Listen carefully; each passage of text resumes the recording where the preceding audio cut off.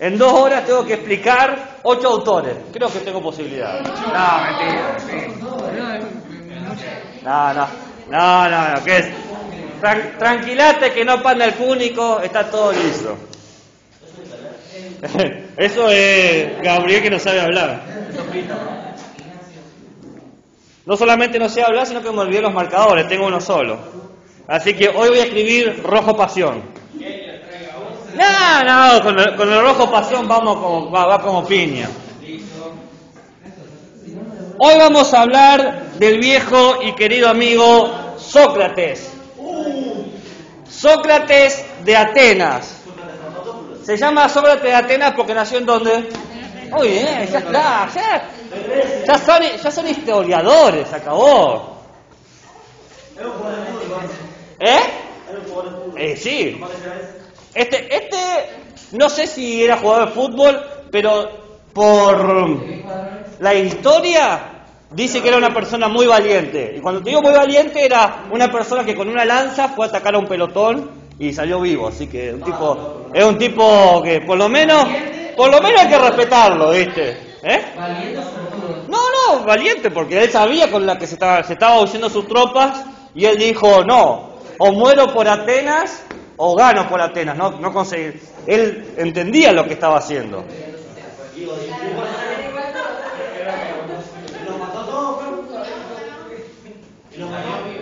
Y no sé, él contó la historia. Y ya está. Habla para que yo pueda conocerte. Ese es el tuit con el que arranca Sócrates. 470 a.C., 399 a.C. Habla para que yo pueda conocerte. Así empieza Sócrates. Habla para que yo pueda conocerte. Sócrates es un tipazo. Su característica es ser buen tipo. Y porque todos decían que era buen tipo. Claro, la gente lo decía. Si yo lo conocí, he hablado con él, he dialogado con Sócrates. Tal es así que ustedes también van a dialogar con Sócrates, ya se van a encontrar dialogando. Habla para que yo pueda conocerte. Bueno, fue un filósofo griego, eso ya lo sabían, de clase media, ni muy rico ni muy pobre. Lo suficientemente rico como para ser libre, lo suficientemente pobre como para no poder ser más que él. En Grecia, vos para ser libre tenías que poder año a año pagar. Así era. ¿Vos? Sí, pero si no pagas los impuestos era más heavy la cosa. Decía, ok, pagás el impuesto con tu cuerpo y sos esclavo, ¿no? Pero podría ser clase baja y ser libre. No, te acabo de explicar. Vos necesitas por lo menos, igual no es con plata lo que se pagaba con caballos, con trigo, ¿no? Con ciertas cantidades específicas de alimentos. Pero no importa, no estamos estudiando el sistema económico, político y social de la época, sino que estamos tratando de entender por qué Sócrates abre su cuenta de tweet y lo primero que tuitea es habla para que yo pueda conocerte. Ya es el misterioso, claro. Estaba enamorado. Vamos a hablar del amor. Sí, vamos a hablar del amor. Su padre era un tal Sofronisco. Sofronisco. Sofronisco. Y son todos nombres así. Sofronisco. Su trabajo era ser cantero. No, con N no. N sí. El padre de Sócrates se llama Sofronisco. Cantero, ¿qué es cantero? El que trabaja en las canteras, como un minero. ¿Bien? Entonces, si quieren pensar, el papá de Sócrates era un minero, trabajaba en las canteras, era un cantero, pero bueno. Y su madre, muy importante para Sócrates, era tengo que anotarlo porque es más raro, ¿no? No, ya lo escribí mal. Eso que lo estoy leyendo,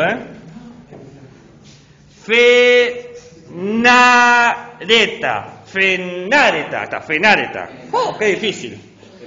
Fenareta. Para ellos era sencillo, esto es como un José, un Pepe, no, eran para nosotros difícil que estamos a 2000 años de distancia. El trabajo de Fenáreta era ser comadrona. ¿Saben lo que son las comadronas? ¿Quién sabe lo que son las comadronas? Eso estoy diciendo, que es comadrona. ¿Qué es una comadrona? No. ¿Qué hace una comadrona? ¿Nadie sabe?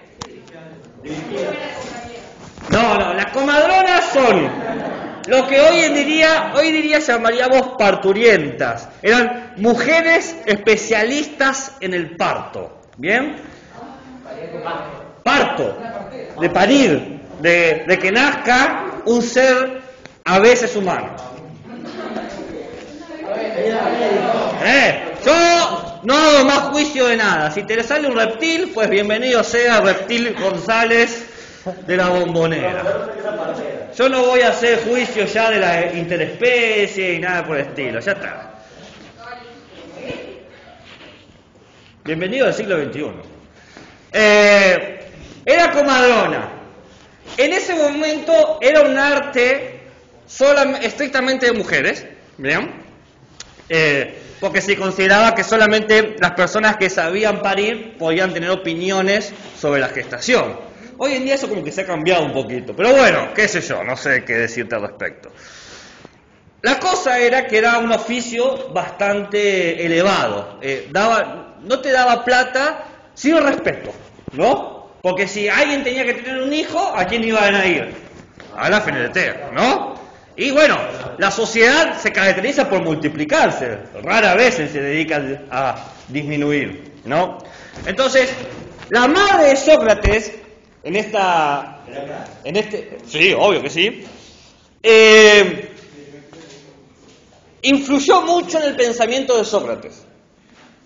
Ya voy a explicar por qué, pero quédense con ese punto. La madre hacía un trabajo muy particular, que era permitir que seres X, digamos de humano, aparecían en el mundo. Por un tiempo Sócrates trató de trabajar con el padre, ¿no? Pero él no, eso de ir todos los días de la semana a romper piedritas no era lo suyo. Entonces se puso a estudiar con un filósofo de la época, un filósofo naturalista que ustedes no conocen, Anaxágoras. Anaxágoras. ¿Bien? Anaxágoras. Era del palo de Parménides y Heráclito, buscaba el arjé y esas cosas, ¿no?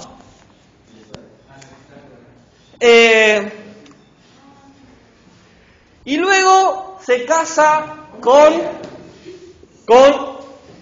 Jantipa, una mujer que parece que era un poco golpeadora.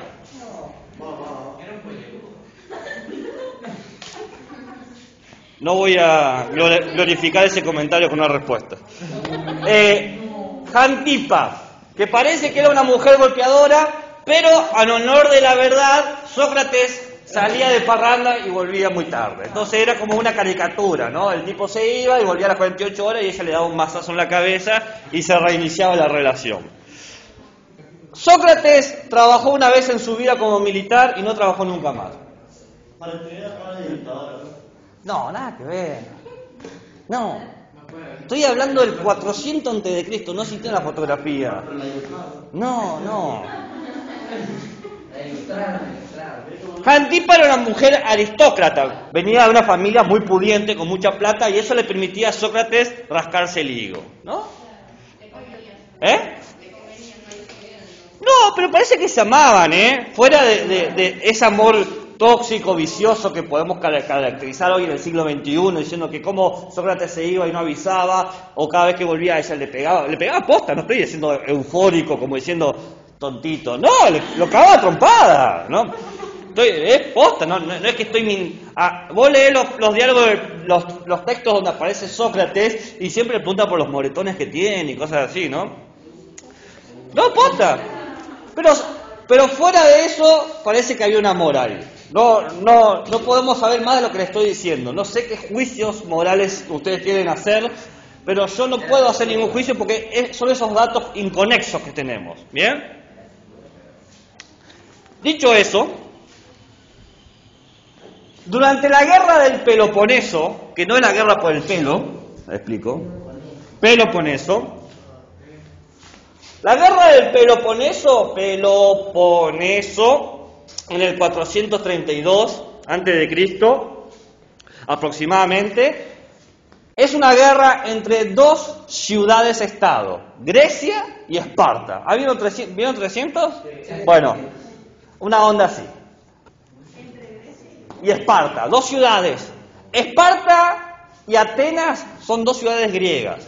¿Bien? Entonces tenés Atenas que lucha contra Esparta, Esparta que lucha contra Atenas. ¿Por qué luchaban? Por controlar Grecia. Por ser quién es. Es como si ahora en todo el continente americano todos los países luchan para ver quién controla América. Y bueno, qué sé yo. Calculo que todos más o menos diríamos que por armamento ganaría Estados Unidos. ¿No? ¿Atenas Esparta o Grecia Esparta? Dije Grecia, es Atenas contra Esparta por controlar Grecia. Si dije Grecia y Esparta lo dije mal. A veces hablo adelantándome las palabras. La cosa es que Sócrates luchó en el bando perdedor, que era Atenas. Porque Sócrates, ¿de dónde es Sócrates? De Atenas. Pero por más que perdió, Sócrates terminó condecorado porque peleó muy bien. Son esas personas que se destacan en la batalla. Si se quieren pensar a Sócrates, piensen en un corchito con pata, porque era petizo, gordito y narigudo. ¿Bien? Era así. Todos decían que era muy feo, ¿no? Cuando describen a Sócrates, lo describen feo. Pero se ve que era feo y fuerte. No era cualquier tipo de feo. No es como yo que soy feo y débil, que no puedo ofrecer nada. Sócrates era feo y fuerte. ¿Bien? Entonces, acá tengo una descripción. Era de pequeña estatura, de gran vientre, ojos saltones, nariz grande, siempre con la misma ropa y comía y bebía poco. Esa es la descripción de... Esa es una de las caricaturas de él.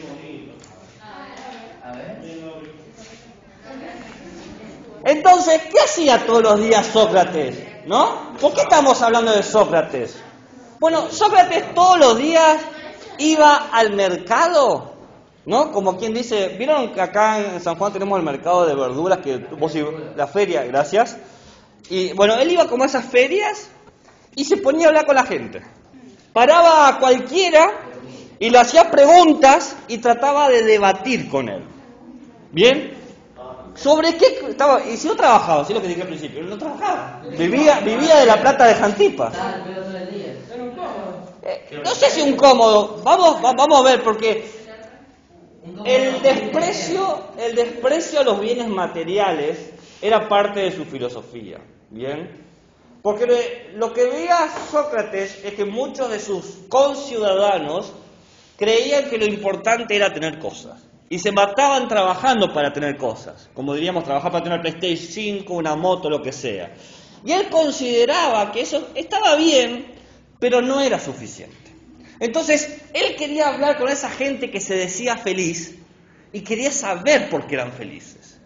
¿No? ¿Vieron cómo ven ahora en Instagram que te dan los mensajes de positividad, de proactivo, de siempre tira para adelante, si lo querés lo tenés y cosas por el estilo? Y él decía, wow, esta gente sabe lo que es ser feliz. Entonces voy a ir a hablar con ellos, que me digan cómo ser feliz, pero la felicidad posta, ¿no? Entonces, ¿qué hacía? Paraba a la gente que decía, yo sé lo que es la felicidad, yo sé lo que es el bien, yo sé lo que es la justicia, y se acercaba a ellos.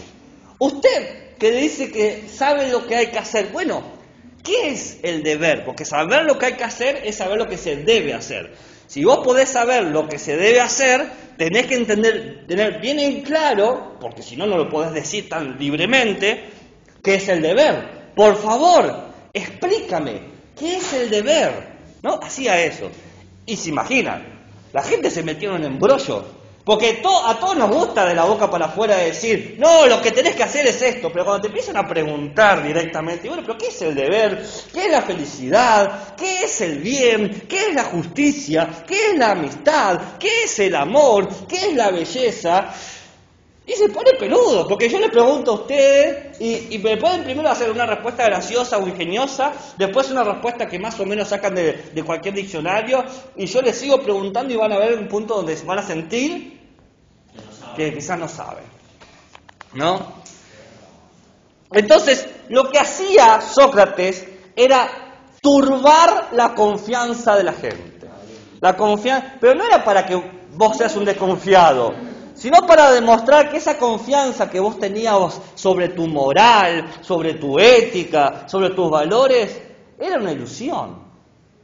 Vivís como que entendés lo que pasa en el mundo, pero a la hora de tener que pensar lo que pasa en el mundo, no sabés ni papa, ¿no? Entonces, ¿qué pasa? Al principio la gente decía, ese loco Sócrates, el loquito, ¿no? Hasta que empezó que la gente dijo, caramba, es verdad lo que está diciendo Sócrates. Todo lo que yo creo que es bueno, justo, verdadero, bello, es lo que mis padres me enseñaron, lo que la escuela me enseñó, lo que la sociedad me enseñó. Pero quizás la sociedad me enseñó que esto era verdad porque le convenía a la sociedad y no a mí. Quizás la sociedad me dijo que era correcto tener que sacar fotos de mi cuerpo y subirlo a las redes como una forma de ser transparente y público, pero lo único que hacen es dominarme, controlarme, porque ahora tienen registro de mi cara, de mi cuerpo, mis datos, pueden decir sobre mí lo que quieran. Casualmente los que se empiezan a hacer esas preguntas son los jóvenes, porque el adolescente tiene la característica de rebelarse o tener intenciones de rebelarse. Por algo son adolescentes. El adolescente llega un momento donde dice, momento, toda mi fucking vida, estos 15 años he estado bajo tus reglas, creo que hay cosas que no me están cerrando. No me tienen que creer a mí, hagan repaso de cuántas veces han escuchado cosas de sus madres, padres o tutores y ya no les cerró. No, ¿cómo? El famoso, porque lo digo yo, ¿y vos quién sos? ¿Vos quién sos?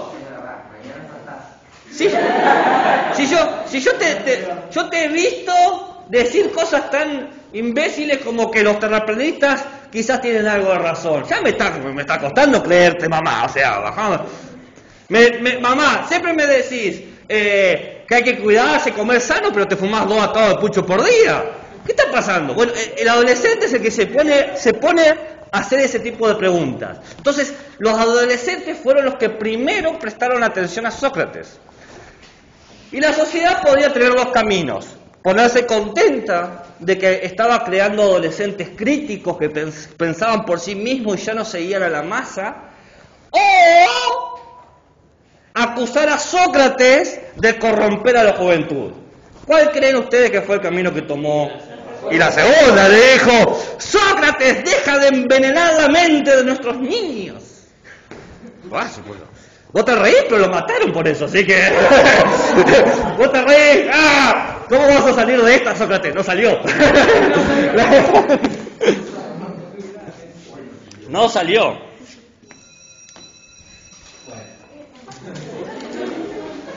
Pensamiento peligroso, el pensamiento es peligroso.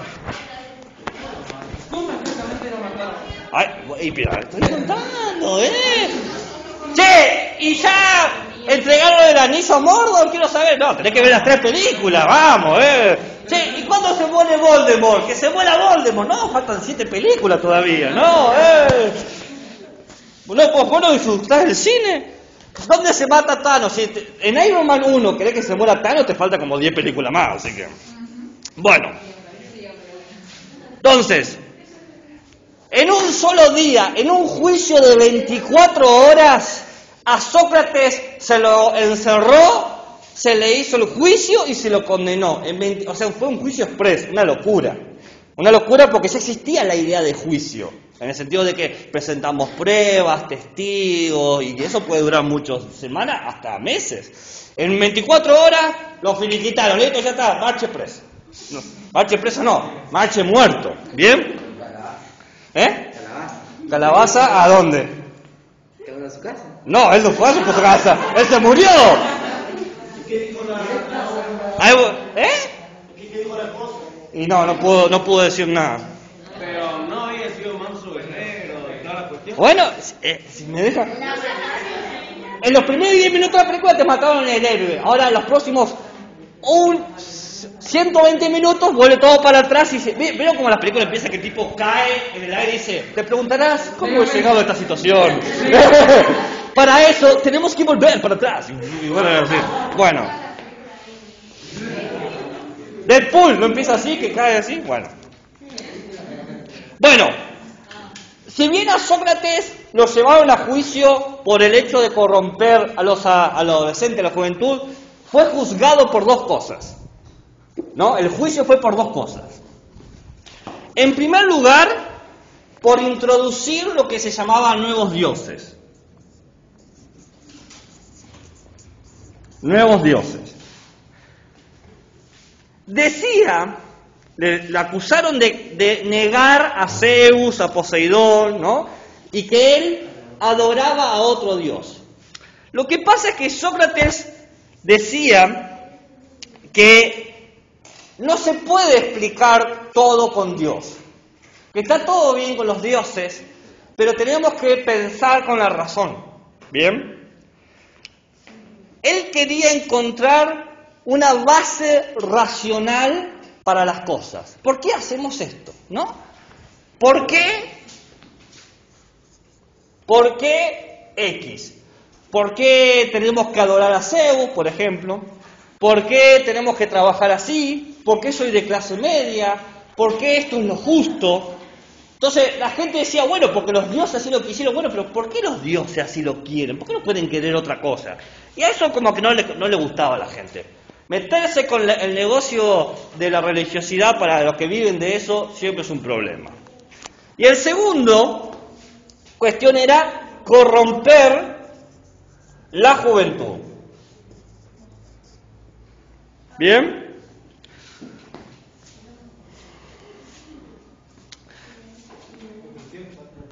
¿Qué decían? Corromper la juventud. Decían que solamente podían dedicarse a la política los adultos y los ancianos. ¿Bien? Es más, la palabra senado viene de senex, que viene de senectud, que es anciano. ¿Bien? Entonces, la idea de quiénes podían hacer política, quiénes podían decidir el futuro de toda la población, eran los ancianos, no los jóvenes. Y él decía, pero la sociedad que estamos construyendo no es para nosotros que ya vamos a morir, sino para estos jóvenes. Entonces, estos jóvenes desde el principio tienen que estar metidos en el tema. ¿Entienden lo que están diciendo? Desde que se inician en la sociedad, tienen que conocer los asuntos del Estado. No pueden ignorar leyes, normas, costumbres y cómo cambiar las leyes, cómo cambiar las normas y las costumbres, porque el mundo que van a vivir no es el mundo que vamos a vivir nosotros, decía Sócrates. Entonces el mundo tiene que ser pensado por y para ellos, no para nosotros. Imagínate que se le dé la rienda de poder a jóvenes, era como una locura, ¿no? ¿Por qué? ¿Qué decían? Porque no eran expertos en política, no saben de política. Entonces, si yo le hago creer, decían los viejos atenienses, a un adolescente que puede saber de política, estoy confundiéndolo y creándole ideas equivocadas. No vaya a creer el adolescente que es libre. Dios nos libre, Zeus nos libre de que el adolescente tenga autonomía, criterio y pensamiento.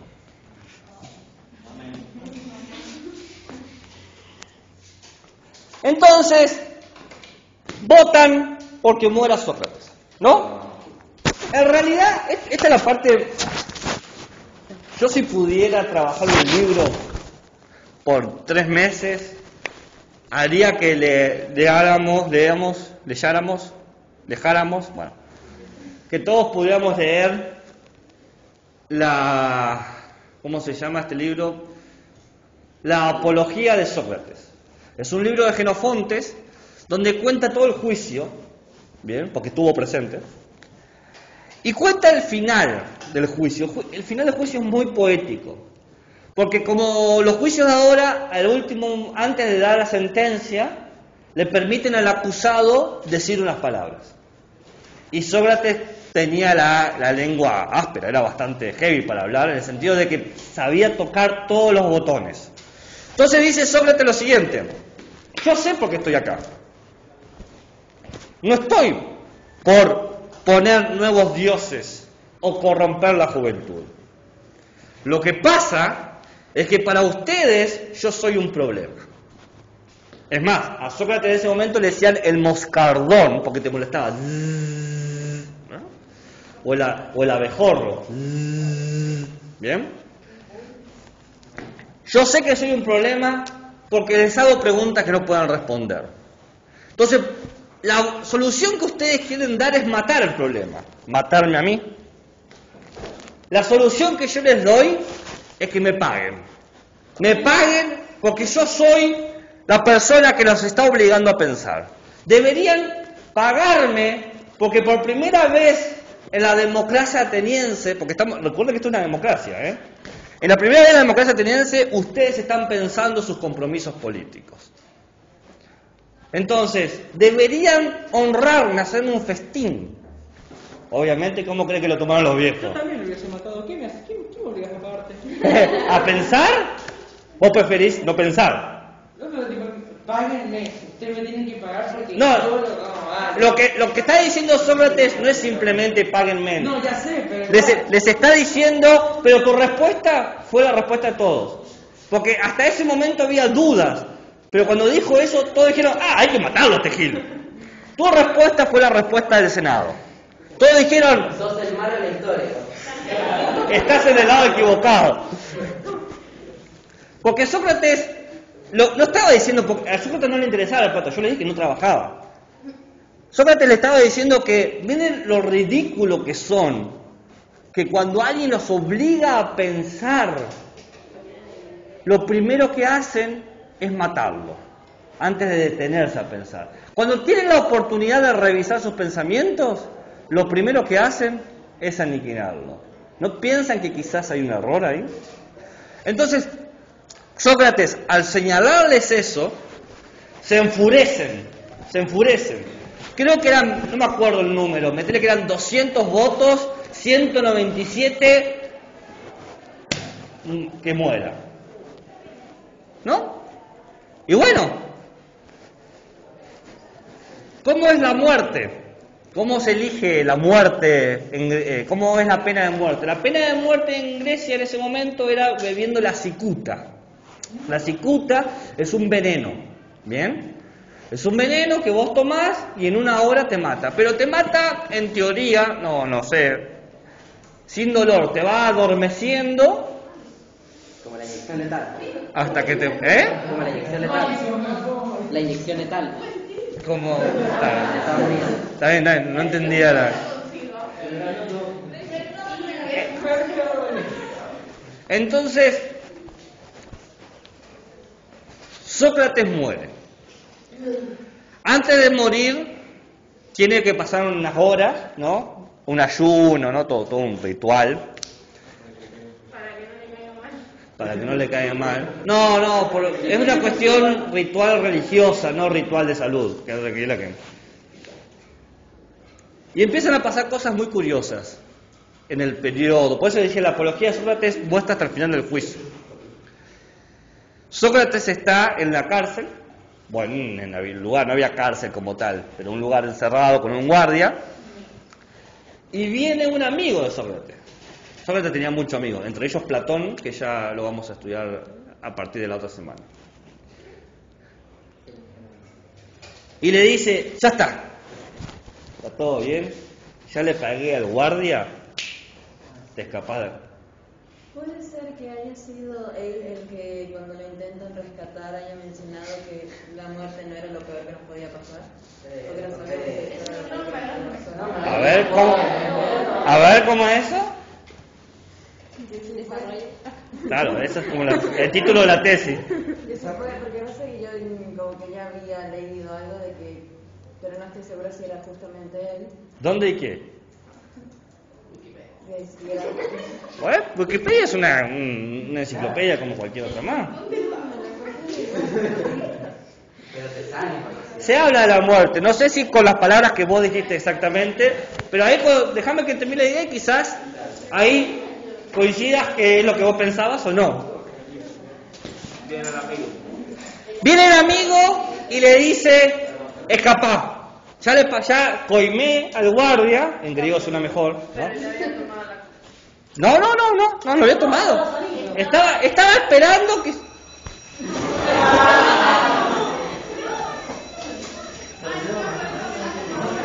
Donde Sócrates está en la prisión, en la cárcel, o encerrado, y llega un amigo que coimea al guardia.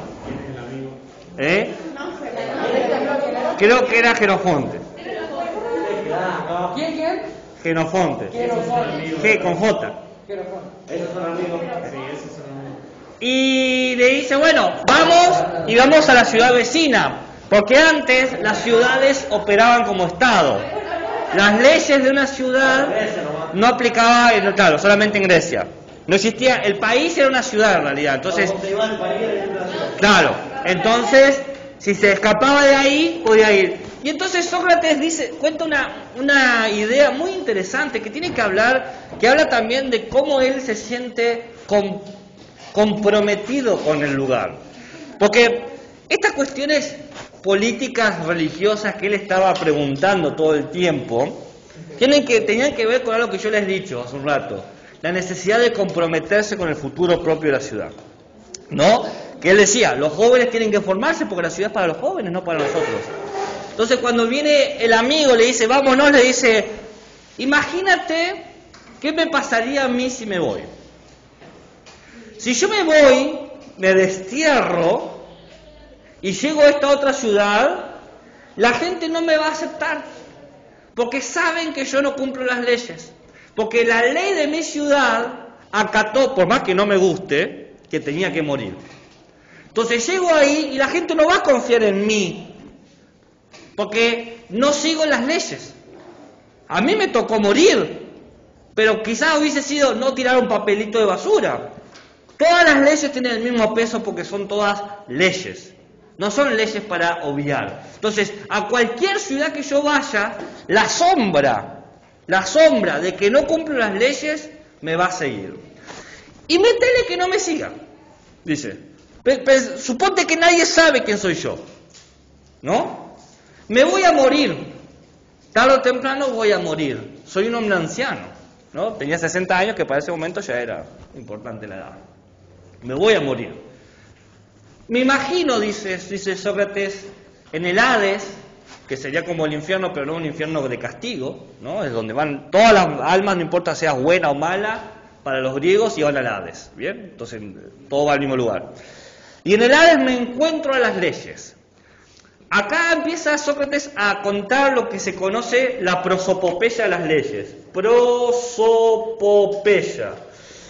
La prosopopeya es un género literario, por si no lo saben, donde haces que un objeto particular tenga expresiones humanas. Toy Story es una prosopopeya de los juguetes, porque los juguetes tienen sentimientos y hablan. ¿Cómo se escribe prosopo?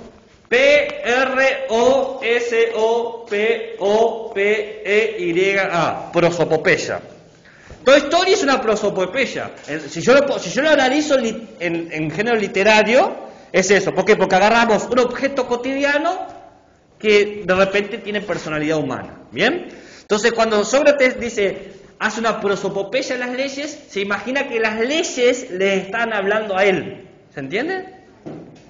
¿Te imaginas que un Toy Story te habla? O sea, te habla Buzz Lightyear, pero no te imaginas una ley que te hable. ¿Cuál es tu límite de imaginación en ese punto? No creo yo. Es más, en 1968 los franceses lideraron la revolución diciendo una frase: la imaginación al poder. Yo no creo que haya límites. Pero fuera de el fenómeno de el mayo francés, estamos hablando de Sócrates. Se imaginan las leyes le van a decir: Sócrates, ¿acaso vos no te criaste con nosotras? Las leyes son femeninas, son las leyes. O sea, cuando vos naciste y te dimos el título ciudadano, fue por nuestras leyes. El que nace en Atenas es ateniense. Como el que nace en Argentina es argentino. Y eso es por una ley, no es que mágicamente vos sos. Hay una ley que te permite. Dice, no por nosotras vos estudiaste, porque la educación era pública. O sea, por nosotras vos te has formado. No por nosotras vos te has casado, porque casarse era una ley. O sea, vos no es que estabas obligado a casarte, sino que existía la figura del casamiento, que es una unión. ¿Bien? Vos firmás un papelito ante un juez que dice esto, nos hemos casado. No por nosotras vos fuiste condecorado en la guerra, porque la guerra también tiene una serie de leyes que establece que si vos haces tales proezas, te establece toda tu vida, Sócrates. Lo bueno y lo malo lo has tenido por nosotras. Todas las leyes. Y ese es el trato que tuvimos desde que vos naciste. Vos ibas a cumplir las leyes y las leyes te íbamos a retribuir con derechos y privilegios. Ahora que te encontraste con una ley que no te gusta, decidís violar la ley. Esa es la actitud que vas a tomar, Sócrates. Vos que decís que el ciudadano tiene que comprometerse con la ciudad, ahora que no te conviene esta ley, ¿vas a violarla? Esa es la prosopopeya ley. Dice Sócrates, dice, yo no puedo escapar. Yo que estoy defendiendo el compromiso político, no puedo irme. Porque a mí quizás el castigo es injusto. No vamos a discutir eso. La realidad es que la ley dice que yo me tengo que morir porque en un juicio que por ley es legal, se llevó a un veredicto que yo tenía que morir. No puedo escaparme. No puedo ir. Si yo creo en mi filosofía, si yo creo quién soy, tengo que tomar la cicuta. Y eso hace. Sócrates decide no escapar. Tenía la posibilidad, estaba todo arreglado. Se dice que con la muerte de Sócrates muere la democracia ateniense, porque es el pueblo que elige que se muere alguien que sea incómodo. ¿No? ¿Por qué Sócrates hace todo este mecanismo? ¿Por qué Sócrates tenía que morir? Porque Sócrates creía en algo, tenía un pensamiento. Si le tengo que poner un nombre cheto, un nombre así como de manual a lo que pensaba Sócrates, que no me interesa tanto que se lo acuerde, pero se los digo igual para que sepan, se le llamaba intelectualismo moral. Intelectualismo moral. Intelectualismo. Intelectualismo viene del intelecto, de la inteligencia. ¿Bien? No es nada. ¿Y qué dice básicamente? Cualquier persona que comprenda el bien va a hacer el bien. Sócrates creía, y lo creía firmemente, que todos los seres humanos teníamos una misma capacidad de razón. Todos nosotros podíamos entender lo que es lo bueno, lo que es lo justo, lo que es lo verdadero. Pasa que algunos no querían hacer ese ejercicio intelectual. Que todos tengan la capacidad no significa que todos la usen. ¿Se entiende lo que estoy diciendo, no? ¿Se entiende? Que todos sepan jugar al fútbol no significa que vivan jugando al fútbol. Entonces, que todos tengan la capacidad de entender el bien no significa que quieran entender el bien. El intelectualismo moral dice, todos tienen la capacidad de entender lo que es bueno, lo que es justo, lo que es verdadero. El intelectualismo moral dice que todos tienen la capacidad de entender lo que es bueno, lo que es justo, lo que es verdadero. Entonces, quien entiende el bien, hace el bien. Quien entiende el bien, hace el bien. Es una idea muy sencilla. Si vos sabés que está bien, una vez que lo supiste, ya no podés escapar de esa conciencia. No podés decir, no me di cuenta. No, vos sabías bien lo que estabas haciendo. Lo comprendiste. Ya no podés hacerte el tonto.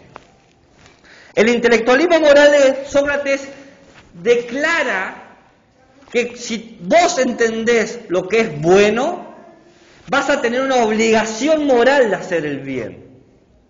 Te vas a sentir obligado. Ya no podés mirar a otro lado. No te podés hacer el tonto.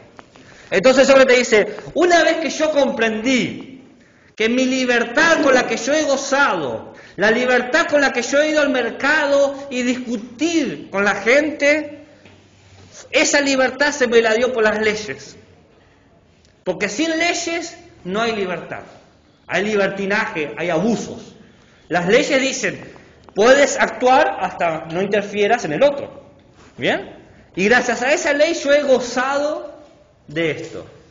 Entonces, si yo entiendo esto, tengo que entender que tengo que acatar la ley. No me puedo hacer el tonto. Por eso tengo que morir. No quiero morir. Sócrates lo dice varias veces. No es que yo quiero morirme. No es que, bueno, a morirse. Sino simplemente el hecho de que entiendo lo que tengo que hacer. Ahora aparece una cosa más. Les he contado el final de Sócrates, ¿no? Sócrates llega a ese punto. Pero también Sócrates tenía algo más. Tenía una cosa. No les expliqué por qué era tan molesto. Le di 2, 3 ideas, pero no le demostré cómo era el método para que se convirtiera el abejorro, el moscardón de Atenas. Sócrates hacía lo siguiente. Sócrates actuaba con lo que se conocía la ignorancia socrática. La ignorancia socrática. La ignorancia socrática. Porque Sócrates, una vez, dice él contó, una vez yo quería saber qué era la verdad. ¿No? Recuerden que yo les dije, ¿qué hacía Sócrates? Iba con la gente que decía, esto es lo bueno, esto es lo verdadero, esto es lo bello, esto es lo que se debe hacer, y le preguntaba, bueno, ¿cómo hay que hacer? Porque yo quiero hacerlo. Sócrates lo decía honestamente, no era irónico. Decía, yo quiero saber qué es el bien para poder actuarlo. Contame. Entonces Sócrates dice, yo un día quise saber la verdad y no sabía a quién preguntarle. Entonces, ¿qué fui? Fui al oráculo de Delfos. El oráculo de Delfos es un lugar donde te conectás con los dioses y los dioses te dan respuestas. Es más, en el frontispicio del edificio del oráculo de Delfos hay una frase muy conocida que se llama conócete a ti mismo. ¿No?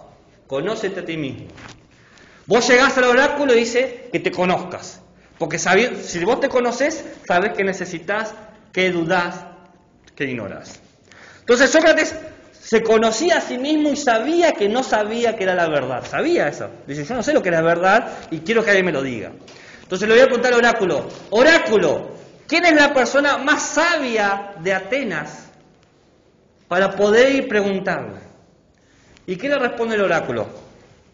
La persona más sabia de Atenas es Sócrates. Yo le quedo como, no, oráculo. Primero el oráculo no se puede equivocar, así que no le podía decir, oráculo, te equivocaste. Porque el oráculo está conectado con los dioses. Es como que Dios te habla directamente. Entonces dice, ¿cómo puede ser? Si yo sé que no sé lo que es la verdad. ¿No? Ese es el problema que tiene Sócrates. Y dice, bueno, quizás, a diferencia de otros que dicen saber algo, pero cuando les pregunto no saben nada, yo, que al menos sé que no sé nada, por lo menos conozco mi propia ignorancia, conozco mis límites. Y aparece una de las frases más emblemáticas de Sócrates. Solo sé que no sé nada. Conozco los límites de mi ignorancia. Es muy importante eso, porque mayormente nos movemos en la vida creyendo que lo entendemos, pero a veces no sabemos lo que no entendemos.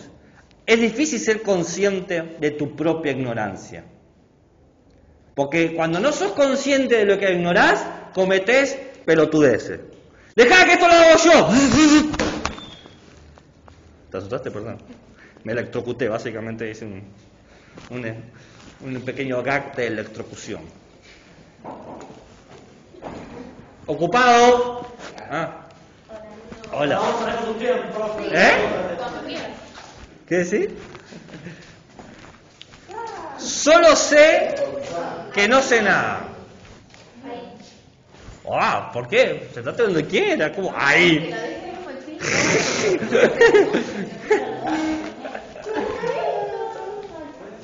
Bien, déjenme terminar con la idea porque ya queda poco tiempo y nos vemos dentro de una semana.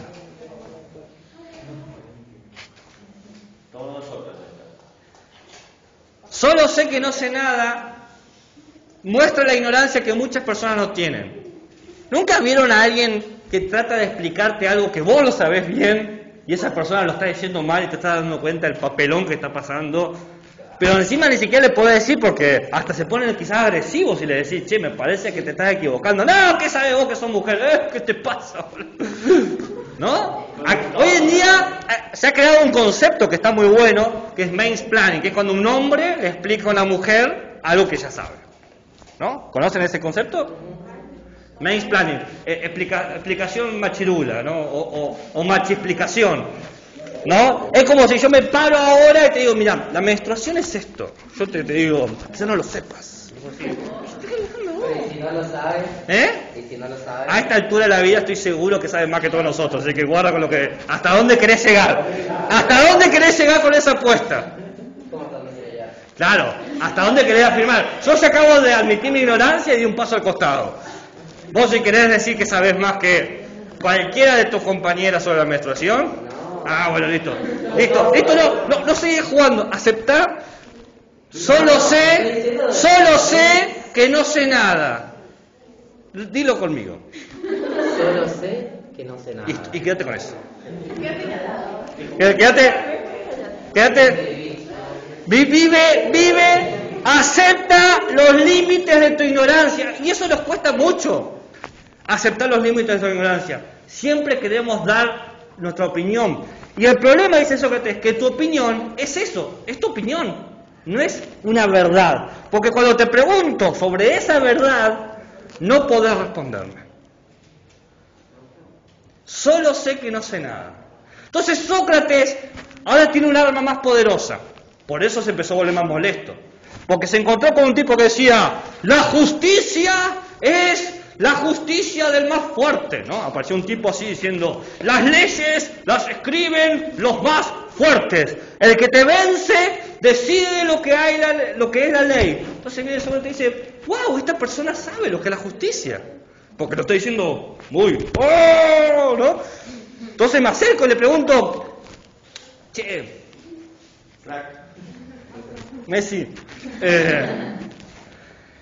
¿cómo es eso de la justicia?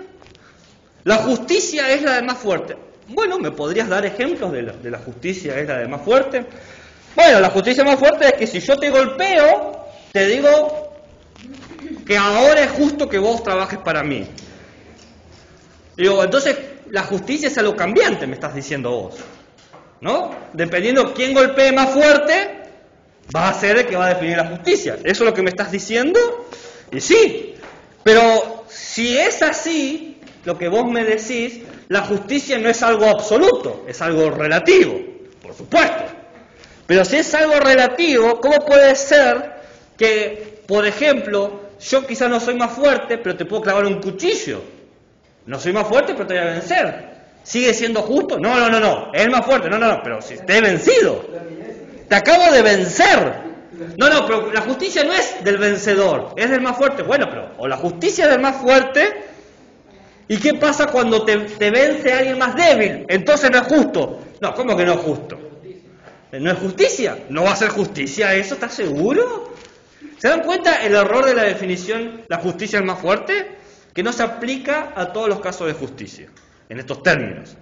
Sócrates dice, me parece que vos no sabés lo que es justicia, porque yo te empiezo a hacer preguntas sobre lo justo, por ejemplo, si alguien débil, ¿y qué pasa si 4 débiles te vencen?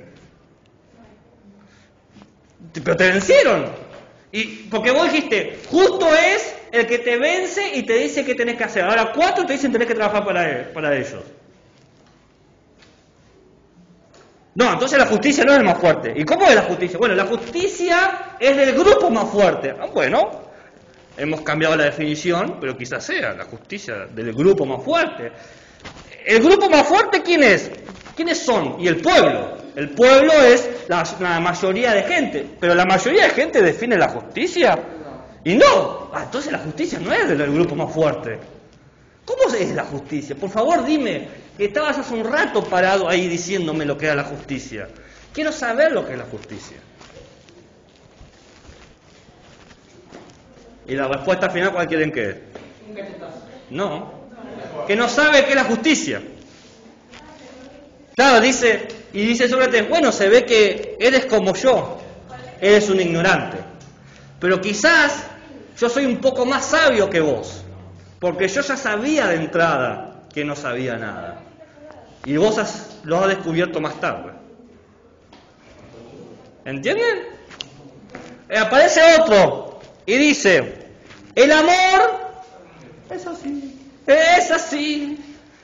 Y dale, es como tocar el cielo, es como tocar el cielo. ¿Cómo sigue? No lo conozco el tema, si no te lo hubiese cantado. Dice uno, el amor es el placer del cuerpo. ¿Bien? Besar a alguien, abrazarlo, ¿no? Compartir un momento con una persona especial. Y dice Sócrates, ¡wow! Esta persona sabe lo que es el amor. Pues, a ver, cuéntame, ¿cómo es este tema del amor del que me estás hablando? ¿No? Entonces le dice, bueno, el amor se define por el contacto físico. Y dice, bueno, pero ¿qué pasa si yo quiero, por ejemplo, estar con mi esposa Jantipa, pero estoy a miles de kilómetros? No la puedo tocar. ¿Quiere decir que la he dejado de amar? Bueno, pero si el amor es el contacto físico, en tus términos, no estaría amándola. No, ¿cómo es eso? Bueno, ¿cuánto tiempo tiene que pasar? Después de un año. Bueno, pero una guerra puede durar 5 años. Eso significa que si ya pasó un año y un minuto, ¿la he dejado de amar a mi esposa Jantipa? Pero ahí está, pero está muy bien lo que decís, porque vos te diste cuenta cuando dijiste sí que era absurdo decir sí y nos reímos todos porque era un chiste, ¿no?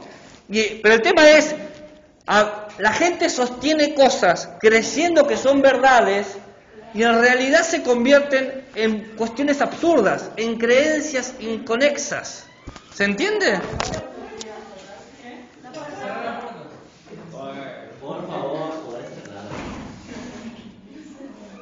¿Cómo saben si la puerta está cerrada?